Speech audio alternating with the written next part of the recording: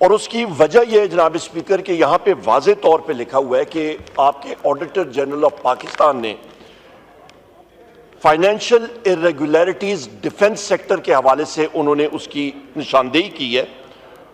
और ये कोई छोटी अमाउंट्स नहीं है, ये तकरीबन आप समझें जनाब स्पीकर कि डिफेंस सर्विसेज में उन्होंने वाज़े तौर पे लिखा है कि जो खरीदारी हुई है उसके अंदर सही प्रोटोकॉल फॉलो नहीं किया गया, आपके वेंडर्स जो हैं वो आपके फॉलो नहीं किया, उनको नहीं सेलेक्ट किया गया या उनको नहीं लिया गया आपके पेपरा रूल्स के तहत। उसके बाद जनाब स्पीकर आपका तकरीबन ये अमाउंट जो है ये 1.563 ट्रिलियन यानी कि 1553 अरब रुपए जो हैं वो एलोकेट किए गए थे और ये ज्यादा किए गए 1592 अरब बनाए गए थे सप्लीमेंट्री ग्रांट्स के बाद। और इसके ऊपर भी ऑडिट ऑब्जेक्शन बहुत ज्यादा आई हैं और ये मुतवातिर कई सालों से आ रही हैं। और सबसे अहम चीज जनाब स्पीकर ये यहां पे ये लिखी गई है कि आपके पब्लिक अकाउंट्स कमेटी में उन्होंने लिखा है जनाब कि इन्होंने 372 पब्लिक अकाउंट्स डायरेक्टिव्स के जो यहां से इशू हुई हैं पब्लिक अकाउंट्स कमेटी की, सिर्फ 109 पे कंप्लायंस हुई है। और जो बाकी भी फॉर्मेशंस में आपके मुसल्लह फौज के या आपके मिनिस्ट्री ऑफ डिफेंस के फॉर्मेशन लेवल पे भी बेतहाशा इरेगुलरिटी सामने आ रही हैं। और ये मैं समझता हूं कि जिन साहब जो ऑडिटर जनरल ने ये किया है उनको हम लोग सराहते हैं कि बाकायदा उन्होंने एक एक चीज इसके अंदर देखी है। और यहां पे जनाब स्पीकर मैं समझता हूं कि ये सिर्फ पब्लिक अकाउंट्स कमेटी के जुमरे से निकल गया है, उन्होंने अपनी फाइंडिंग्स दे दी हैं। पर दूसरी तरफ defence committee of the national assembly वो एक दूसरा काम करती है।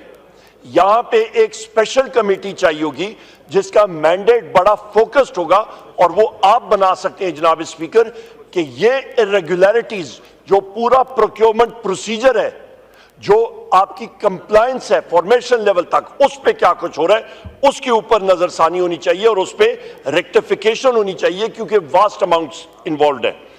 इसके साथ साथ जनाब स्पीकर इस बात को भी मैं हाईलाइट करना चाहता हूं कि जस्टिस जहांगीरी साहब इस्लामाबाद हाई कोर्ट के जस्टिस हैं, उनके डिग्री के ऊपर जो ये सिलसिला चल रहा है हम लोग इसको कंडेम करते हैं और ये डायरेक्ट इंटरफियरेंस है और दबाव है जुडिशरी के ऊपर, जिस तरह इस्लामाबाद के 6 जजेस के ऊपर था।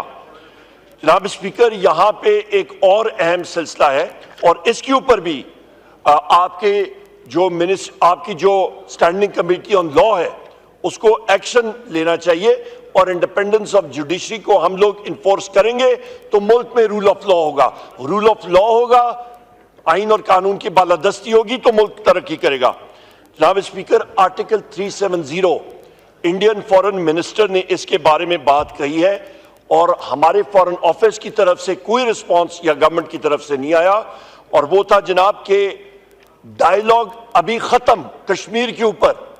जनाब स्पीकर ये इतना अहम मौजू और इतनी अहम चीज इंडिया के फॉरेन मिनिस्टर ने बात की है और यहाँ पे हम सुम्मुन बुकमुन बैठे हुए हैं, ना कोई रिस्पांस, कबूतर की तरह हमने अपना सिर जो है वो रेत में डाला हुआ है। इमीडिएटली फॉरेन मिनिस्टर को आके यहाँ पे पॉलिसी स्टेटमेंट देनी चाहिए थी। जनाब स्पीकर यहाँ पे मैं बात करता हूँ इनफोर्स्ड डिसअपीयरेंसेस की।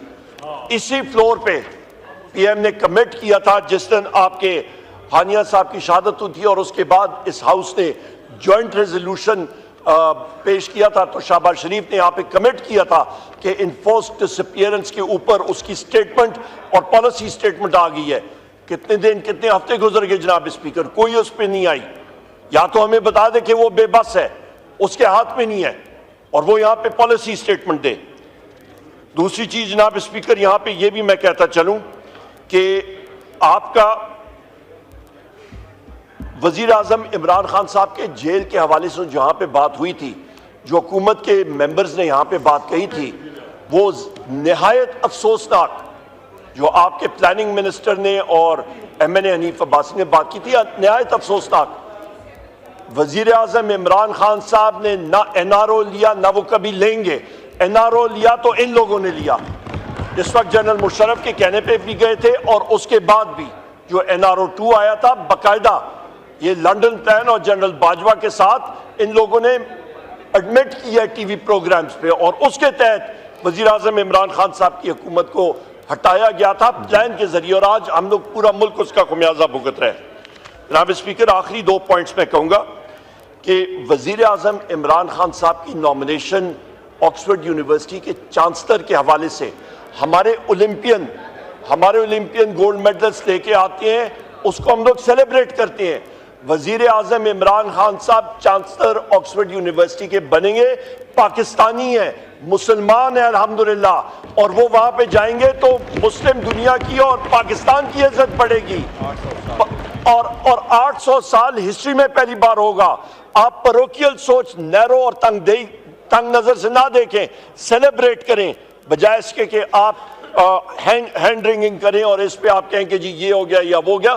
सपोर्ट करना चाहिए उनकी कैंडिडेचर को। जनाब स्पीकर, यहाँ पे बात हुई अफराद ज़र पे, यहाँ पे मिनिस्टर ऑफ स्टेट इंफॉर्मेशन ने बात की, तो जनाब स्पीकर इन्फ्लेशन का पहले मुझे फॉर्मूला तो बता दें, मेजर कैसे करते हैं। कंज्यूमर प्राइस इंडेक्स के बारे में बात कर रहे हैं, होलसेल सेंसिटिव प्राइस इंडेक्स के बारे में। और दूसरी चीज, सबसे इंपॉर्टेंट चीज ये होती है जनाब speaker, inflation rate of change होता है। आपकी इन्फ्लेशन, आपकी महंगाई कम नहीं हुई, आपकी महंगाई बढ़ रही है, बेस इफेक्ट है। और उसके साथ साथ आप यहां पे जब ये बात कर रहे थे, खुद भी मुस्कुरा के बात कर रहे थे, खुद भी ज़मीर इनका मुतमईन नहीं था कि जो मैं बात कर रहा हूं सच कर रहा हूं। यहां पे जितने लोग यहां पे बैठे हैं पूरे इस ऐवान में, ऐवान के इस साइड पे, इस यहां पे आपके गैलरीज में, इनसे पूछे महंगाई कम हुई है या क्या हुआ है। कल मैं अपने हल्के में बैठा हुआ था जनाब स्पीकर, खातून का वहां पे मुझे बता रहे थे उसका बिल 35,000 रुपए आया। खानपुर शहर की मैं बात कर रहा हूं, मेरे हल्के में, वहां पे खातून का वो केस है जनाब, वो अपने घर का फर्नीचर बेच के वो बिजली का बिल अदा कर रही हैं, और वो गलत मुआहदों की वजह से मुस्लिम लीग नून ने वो गलत मुआहदे किए थे, टेक और पे के फ्रंट लोडेड कॉन्ट्रैक्ट्स। आखिर में जनाब स्पीकर, मैं ये आपसे गुजारिश करूंगा कि डिटेल में आपने टाइम दिया, मैं इसका मशकूर हूं। आखिर में मेरी एक बात होगी कि जनाब स्पीकर, आपसे और आपके सेक्रेटेरिएट से ये डायरेक्ट क्वेश्चन मैं पूछ रहा हूं कि यहां पे कोई लेटर क्या आपके सेक्रेटेरिएट ने इलेक्शन कमीशन ऑफ पाकिस्तान को भेजा है कि वो नोटिफाई करें हमारे मेंबर्स को एज सुन्नी इत्तेहाद काउंसिल के या पाकिस्तान तहरीक इंसाफ के तौर पे, उसकी क्लैरिफिकेशन दे दें। और जनाब स्पीकर, इस पे आपकी रूलिंग्स ये क्लैरिटी के साथ चाहिए, बिलखसूस ऑन डिफेंस प्रोक्योरमेंट। और आखिरी चीज जनाब स्पीकर, आखिरी चीज ये मैंने पहले भी कही थी, मैंने मेंशन किया था कि जनाब स्पीकर, ये आपका कैनिबस का जो कल्टीवेशन और प्लांट आज के लेजिस्लेशन में भी आया हुआ है, लिस्ट में है, ये जनाब स्पीकर साइंस एंड टेक्नोलॉजी में था। डिफेंस का इसके साथ क्या ताल्लुक, मैंने उस दिन भी पूछा था, क्या हम लोग भंग के गोले बना के आगे बरसाएंगे, इसका ताल्लुक इससे क्या है जनाब speaker. Let it remain in science and technology, जहां पे इसका जो पेरेंट मिनिस्ट्री है या जहां पे इस वक्त उन्होंने रिजाइड किया है वहां पे इसका काम है। जरूरी इसको हम लोग कहीं और पे लेके जाएंगे। बहुत शुक्रिया जनाब स्पीकर। जी, मैं एक तो ये जो आपने पीएससी की रिपोर्ट का वो public accounts committee is the right forum जिसमें टेकअप, सो ये रूलिंग ही समझें कि it has to go to the public accounts committee, वो पीएससी की मीटिंग होगी और फिर मैं करते हैं। अब हम जवाब ले लेते हैं ख्वाजा जी जी जी उमर अयूब साहब। सर सबमिशन ये है, मैं मतलब एक सजेशन है जी, मतलब उसको सजेशन ये है कि आपका सर पब्लिक अकाउंट्स कमेटी ने वो पैरास बना दी हैं, उन्होंने अपना काम कर दिया है। ऑडिटर जनरल ऑफ पाकिस्तान ने वो रिपोर्ट मुरतब की हुई है, वो मुरतब पब्लिक अकाउंट्स कमेटी में भी अभी आएंगी, पर उसके ऊपर पैरास के ऊपर वो रूलिंग अपनी देंगे, उसको डायग्नोज करेंगे। स्पेशल कमेटी का काम ये है सर, पब्लिक अकाउंट्स का नैरो फोकस होगा, वो उन पैरास पे काम करेगी। हम लोग चाहते हैं कि एक पूरा एक तरीक़ाकार बने, एक एसओपी बने, वो मिनिस्ट्री सामने आए, हाउस के दोनों अतराफ से मेंबर्स होंगे वहां पे और एक बेहतर तरीके से काम करेंगे, जो कि एक स्पेशल उनको टास्क दिया जाएगा।